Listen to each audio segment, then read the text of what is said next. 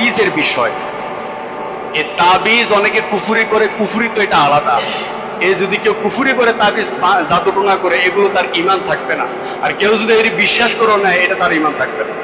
কিন্তু এই তাবিজ এটা শরীয়ত মোতাবেক জায়েজ রয়েছে। আচ্ছা, আপনারা যে ওষুধ খান, ওষুধ খেলে কি রোগ ভালো হয় কি হয় না? কিরে ভাই, ওষুধ কেউ মনে হয় খাইছেন না আপনারা? ওষুধ খেলে রোগ কি ভালো হয়? কি বলেন আপনারা? ভালো হয় না। তো এই যে ওষুধ খাইলেন আপনি, তো এটা কি আপনি ওষুধের উপর একটা বিশ্বাস রাখলেন না যে এটা খেলে আমার ভালো হবে? তো এই বিশ্বাস রাখার কারণে কি আপনি কাফের হয়ে গেছেন? কি সভাপতি সাহেব, এই যে ওষুধটা খাইলাম, এটাকে কি আমি খোদা মনে করছি নাকি? বুঝতেছেন না? এটা কি খোদা মনে করতেছি নাকি?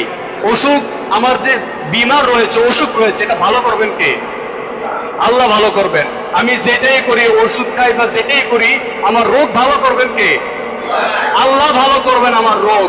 তো এখানে আমি ওষুধটা খাচ্ছি, এটা একটা দাওয়া হিসেবে, ওষুধ হিসেবে খাচ্ছি, এটা আমি খোদা হিসেবে আর খাচ্ছি না। খোদার কি আর খাওয়ান যায়নি? তো এটা বলে অনেকে বলে শিরিক। নয় নয়, তাবিজ শিরিক নয়। কিন্তু যারা কুফুরি করে, অনেক সময় জাদুটোনা করে দেয়, এগুলো আবার কুফুরি। এটা যদি বিশ্বাস রাখেন, ইমানের সমস্যা হবে। কিন্তু তাবিজ যারা কোরআন হাদিস মোতাবেক করেন, এটা আবার নাজায়েজ নয়। হযরত ওমর রাদিয়াল্লাহু তাআলা আনহু ওই তাবিজ দিয়েছেন, কায়সার রোমের বাদশাকে দিয়েছেন। কায়সার রোম ওনার কাছে একটা বললেন, আরিস চিঠি পাঠালেন, হুজুর আমি অনেক জটিল কঠিন মাথা ব্যথার মধ্যে ভুগছি, হুজুর আমাকে একটা সমাধান আপনি আমাকে একটা দিয়ে দেন। হযরত ওমর রাদিয়াল্লাহু তাআলা আনহু তার কাছে একটা টুপি দিলেন, টুপি উপহার দিলেন। ওই কায়সার রোম যখন এটা মাথায় দিতেন, ওই মাথায় দেওয়ার সাথে সাথে ওনার আর কোনো মাথা ব্যথা থাকতো না, এই ভালো হয়ে যেত। আবার যখন একটা মাথা থেকে রাখতেন, তো এই সময় আবার কি হতো, মাথা ব্যথা শুরু হয়ে যেত। কায়সার রোম বললেন, আরে আমার মাথা ব্যথা কেন শুরু হয়েছে, একটু খুলে দেখি তো। উনি যখন খুললেন, এটা ভালো করে ঘাটাঘাটি করে দেখলেন যে এটার মধ্যে বিসমিল্লাহির রহমানির রহিম লিখে তাবিজ বানিয়ে এটার মধ্যে দিয়ে দেওয়া হয়েছে।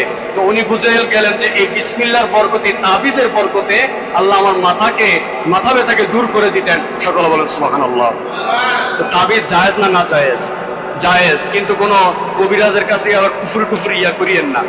ভালো করে যাচাই বাছাই করে যাবেন। যারা আলেম, ভালো ইবাদত করে, আমল ভালো, এরকম কিছু মানুষ রয়েছে যারা তাবিজ দেন, এগুলো আবার উপকার রয়েছে, আপনার এগুলো গ্রহণ করবেন। বুঝে শুনে ভাই, সব কাজের মধ্যে ভেজাল আছে। এটা আমার আপনার জ্ঞানের মধ্যে খাটাইতে হবে যে কোনটা ভালো কোনটা খারাপ।